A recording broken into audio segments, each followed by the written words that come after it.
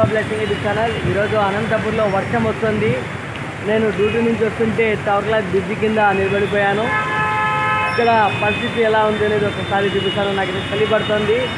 ఈ చలిలో ఏదైనా మంచి చికెన్ కబాబు వేడి వేడి ఐటమ్స్ తినాలి అనిపిస్తుంది.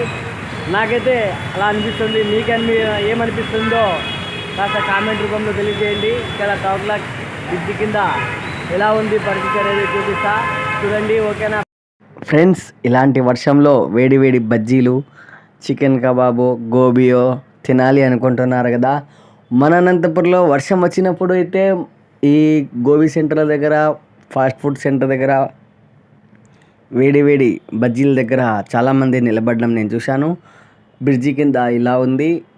పీటీసీ ఆ పక్క కూడా అలానే ఉంది. అక్కడ కూడా చూపిస్తా. ఎందుకంటే ఈ బ్రిడ్జి కట్టిన తర్వాత చాలామంది నిలబడి అంత వర్షాన్ని చూస్తున్నారు.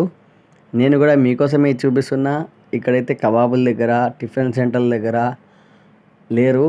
అంతా చల్లటి వాతావరణాన్ని ఎంజాయ్ చేస్తున్నారు బ్రిడ్జి కింద నిలబడి.